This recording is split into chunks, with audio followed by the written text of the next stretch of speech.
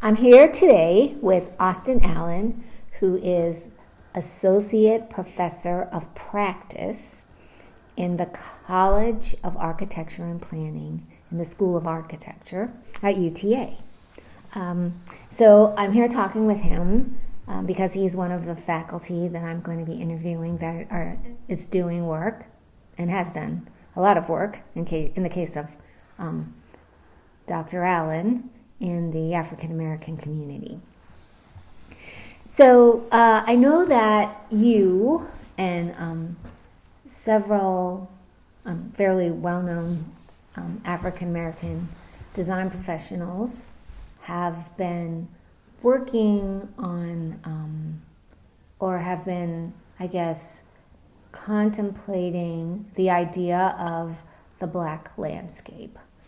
So I'd like you to talk a little bit about that, especially in the context of community engagement work, and give us an idea of how that idea of the Black landscape shapes the work that you do. Yeah, several years ago, Walter Hood hosted something at University of California, Berkeley, on why Black landscapes matter. And as you said, I've been writing and contemplating about it since then. What has been shaping that idea is the thing that I have found over the years, the lack of information and the lack of clarity of the imprint of Black people on the American landscape. And for many, many reasons, that's been the case. It certainly inspired me years ago to work on a film on how African Americans use landscapes in America and think about those kind of layers in there. There are many other people who are doing the same now, and I think it's a growing area because people want to understand some of the roots of how we think of landscape in the Americas, and how we've come to be in the position that we are in a lot of ways in our American cities, where often African Americans are seen as either problematic or at the bottom rung of a lot of situations in the cities of the United States. I know that, one of the discussions that I've had with you, and I've seen, some of your writings, where you put forth, I guess, the idea that race is the central organizing factor in the American landscape.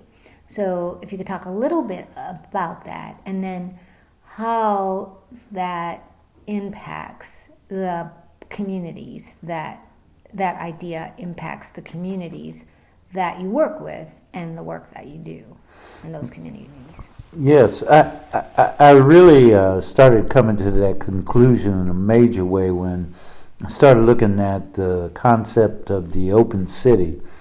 And the open city took a transformation from being a war term to me changing its meaning around the way we would negotiate space in the urban environment, particularly after World War II.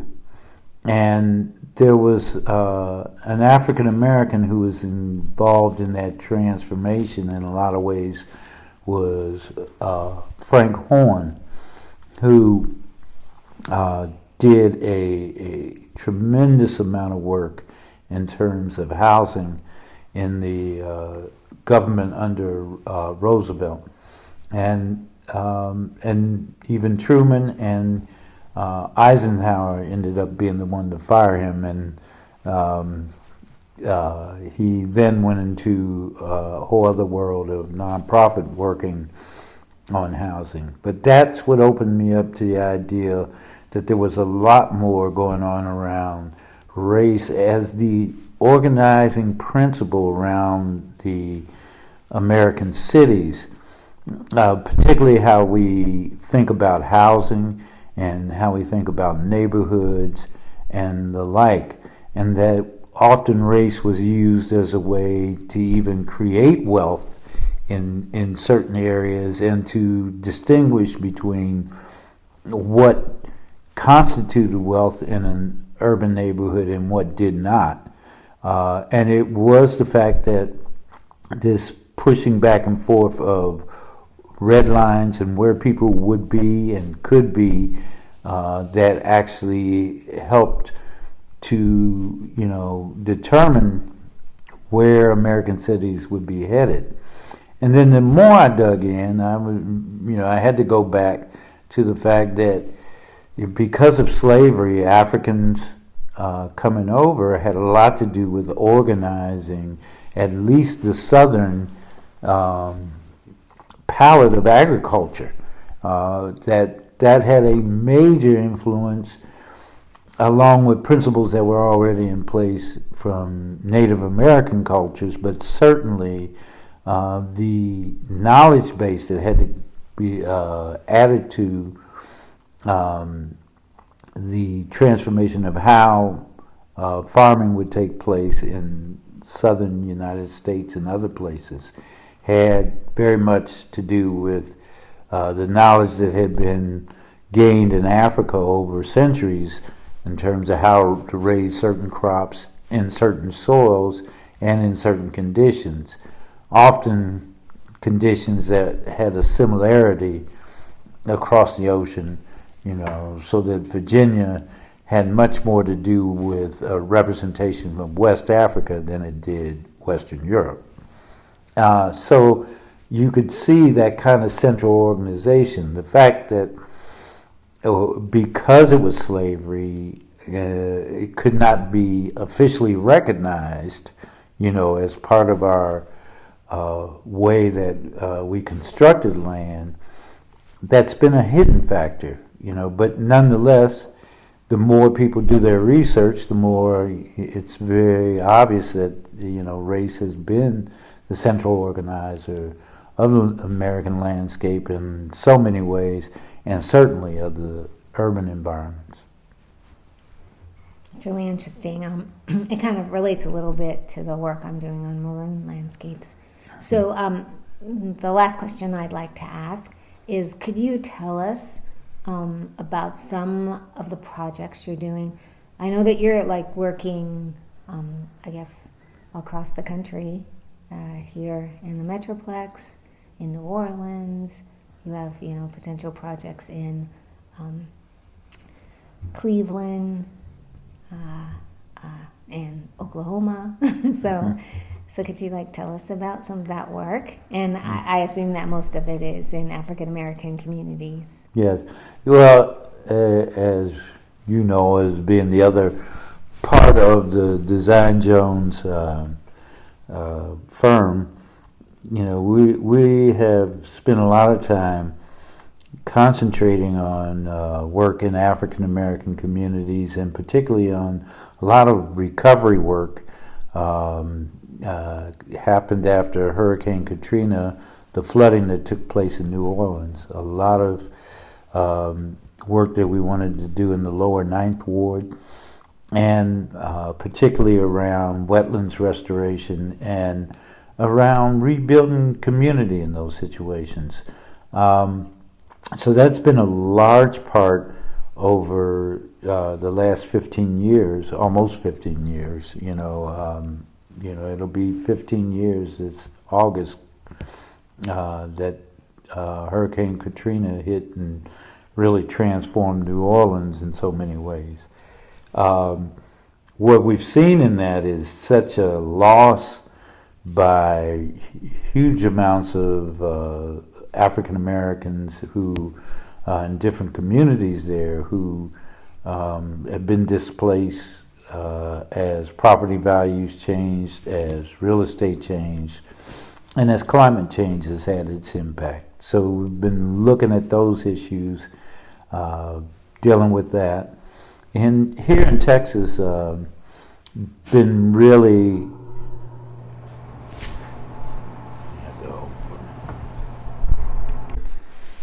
so in New Orleans we have all that going and more. One of the projects in New Orleans that I really like that we're working on is called the NORACAP. I'll go back to Dallas in a minute. But anyway, as I was saying, in New Orleans, one of the things we're working on that I really, really like is the NORACAP project, is what it's called. It's New Orleans Redevelopment Agency is doing a community project that is tied to the ideal of stormwater management can be translated in a way where people on a house-by-house basis can participate. What happened was there was a HUD grant that came into the city of New Orleans for something close to $141 million. And out of that, $5 million was set aside to do this NORACAP, where individual homeowners would benefit by having a small amount of money, but decent amount, dedicated to doing stormwater interventions at their household level. And I have watched over the months of it going on the rise in awareness that has happened for people in terms of how they can participate, the things they can be involved in. All this takes place in a neighborhood called Gentilly, and a neighborhood that felt even some neglect after Katrina, that there maybe, had not gotten a lot of the resources that other places had. The thing has been, that the people helped out in this have been people who were really touched in very difficult ways because of Katrina.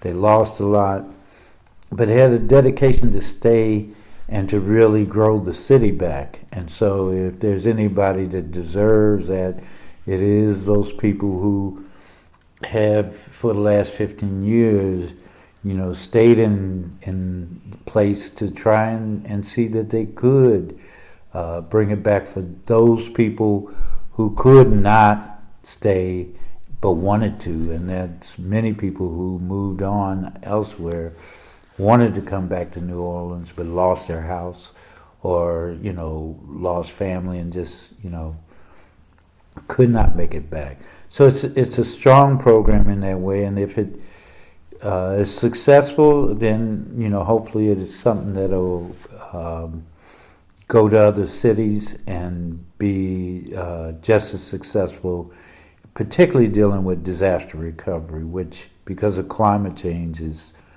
happening more and more. I was talking earlier about Dallas. One of the things that I'm excited about is doing work in South Dallas. I had a studio in the fall, and the students, very strong, dedicated students who were looking at an area near the Highland Library, Highland Hills Library, and actually a block away from Paul Quinn College. And they were looking at something for the Trust for Public Land, 40-acre park that's going to be done there. And this South Dallas, the story of South Dallas has been one of uneven, distribution of resources, with South Dallas, suffering the lack of resources over the years. And so this is an opportunity. Trust for Public Land, working with the city of Dallas, is working to, put more equity into the process with this new park. And we wanted to do what we could to help, and it was undergraduate students, and yet have them learn while they're doing it. So it was not just, it was more than the ideal of, well, this is a service learning project. It was give and take on both ends. This semester we're down a little bit to the east, and we're actually working in Joppy. That's something that wanted to do for some years. And I've heard of Joppy over the years, and I love the fact that it's been an independent community along the Trinity River for years. And we're doing what we can to help them to preserve some of the history in terms of the architecture and even some of the cultural history there through the landscape. And this is a landscape architecture studio, and we've got an enthusiastic group of graduate students that are excited about doing work there.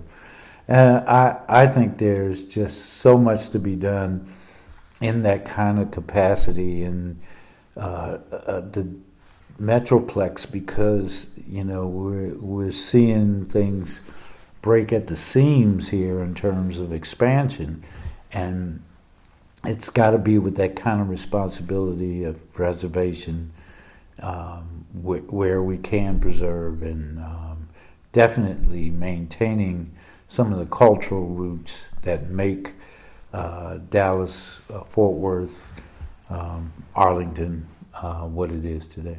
So I was talking with Kate Holliday, Mm-hmm. who's also working in Joppy, and one of the things we were talking about was being able to have these kind of dialogues across the disciplines, and also, for example, in CAPPA, have you found that in the college there are other people that you can talk to about race in these communities, or has this been something that you find that there are just like a few people that you come across because they tend to be like working in the same area and you discovered it, or do you find that this is something that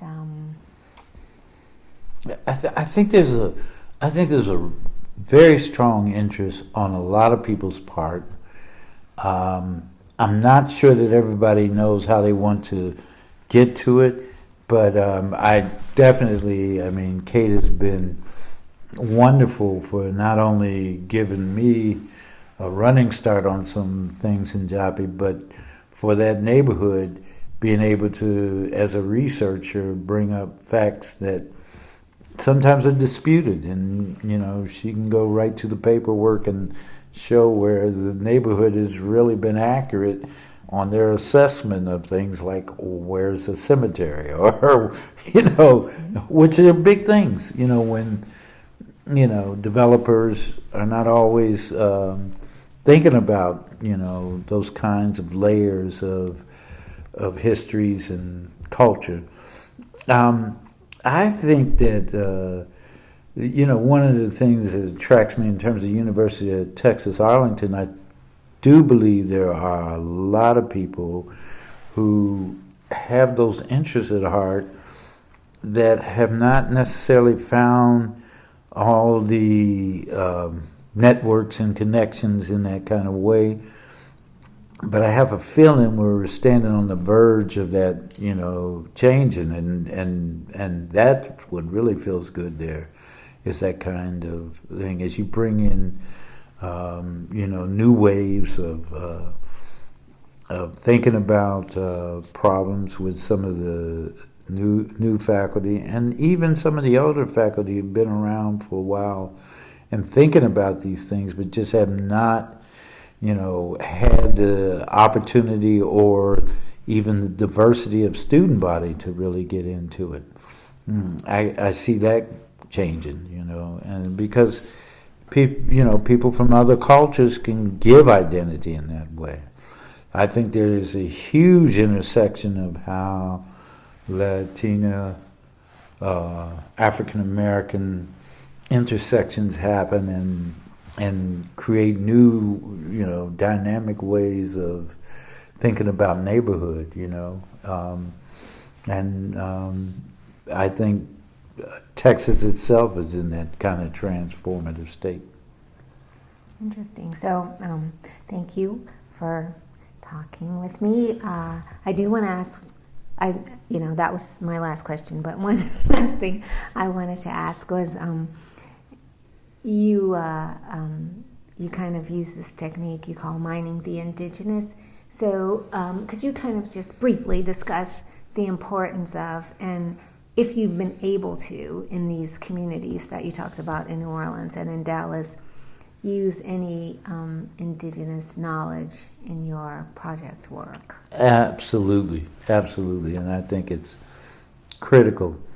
I think one of the things that happens for scholars, and it also happens for designers and planners alike, is that the overlooking critical sources of information that come from the indigenous, and often because there's stereotypical ideals of who knows what, and often not really hearing what people are saying or watching what people are doing.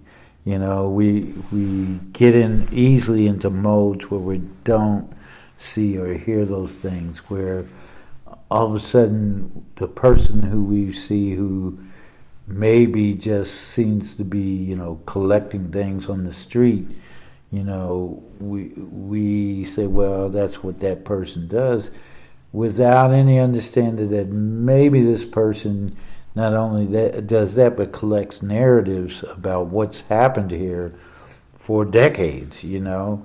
Or people, I know we see it all the time in the wetlands, that people who live the wetlands are the ones who really understand and can tell the slightest differences in terms of what plants are growing, what animals are doing, what you know, what's happening with you know, aquatic life, you know, the transformations of what happens in terms of what birds are hunting for what.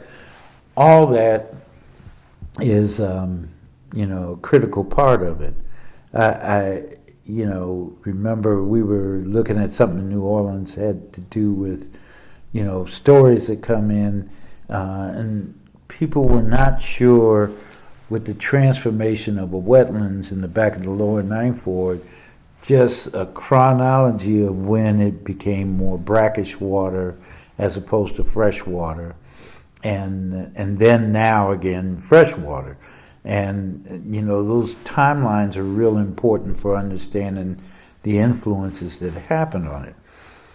A young man in his 40s brought his family up to a platform we had created that was connected to the wetlands, and he just wanted his family to see where he had hung out when he was young, particularly as a child and stuff. And he began to talk about a story that he was out in a canoe once in the wetlands there, and he was about 9 years old, and the canoe flipped over.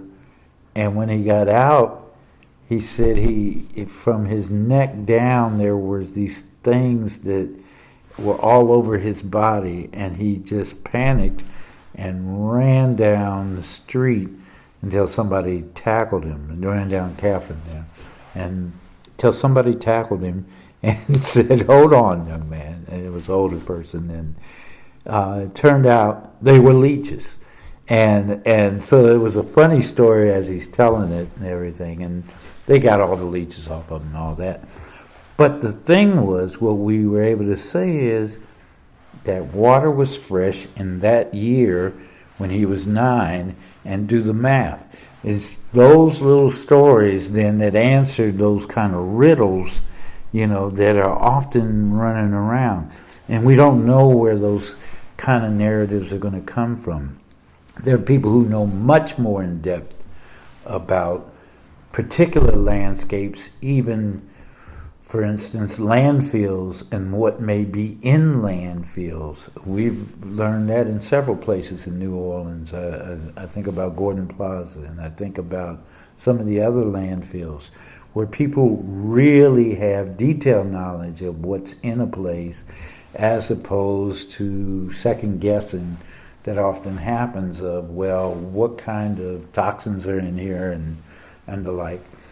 And I think it becomes really important in terms of environmental equity to know the kinds of things that we're dealing with, and that happens all over the place.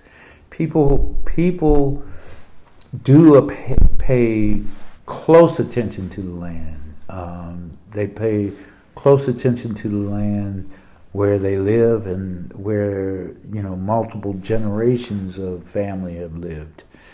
You go to Joppa and you can hear it in the narratives that'll take you all the way back to slavery if you're interested. And you can't move forward without understanding those histories in any kind of way that, to me, is comprehensive and meaningful, unless you take the time to know those stories. Thank you.